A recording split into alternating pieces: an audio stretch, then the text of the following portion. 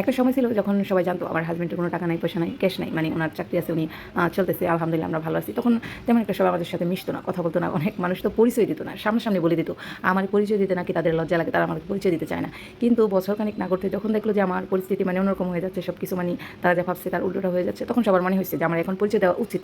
কারণ তারা বিপদে পড়লে, ঠেকায় পড়লে আমার কাছ থেকে তারা হেল্প নিতে পারবে। 1 লাখ, 1.5 লাখ, 2 লাখ, কেউ তো 3,50,000 এরকমও নিতে পারবে। তো তখন তারা সুযোগটা কাজে লাগাইছে। আমার সাথে তারা 5-6 বছর সম্পর্ক ভালো রাখছে, সুন্দর সম্পর্ক ছিল।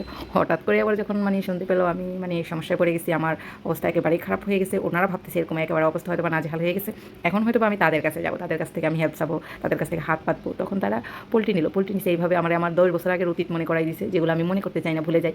কিন্তু তারা যে আমার সাথে কী করছে এগুলো একদমই তাদের মনে নেই, কিন্তু আমার সব কিছু মনে আছে, আমি এগুলো ভুলে যাই না। আর আমি এতটা স্মৃতিহারা না যে আমার সাথে এত অন্যায় হয়েছে, এত অত্যাচার, এত জুলুম করছে, আমি এগুলো ভুলে যাই। আমার যে কীরকমভাবে কথা শোনাই তো আমার অনেক ঘৃণ লাগতো, খাবার নিয়ে খাইতাম, মনে মনে ভাবতাম খাবার খাই না বিষ খাই, মানে এত যন্ত্রণা লাগতো, এত কষ্ট লাগতো। আর আল্লাহর কইতাম এত কষ্ট আল্লাহ তুমি কেন আমার দিতেছো, কেন এই মানুষগুলোর কাছে আমার ফালাই রাখছো।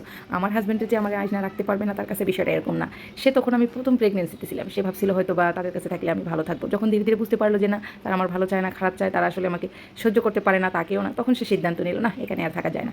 তারপরেও মাঝে মধ্যে গেছি, এই মাঝে মধ্যে গিয়ে অনেক ইচ্ছা, অনেক কাহিনী, অনেক অপমান, অনেক অত্যাচার, অনেক কিছু আমি সহ্য করছি, ভুলি নাই।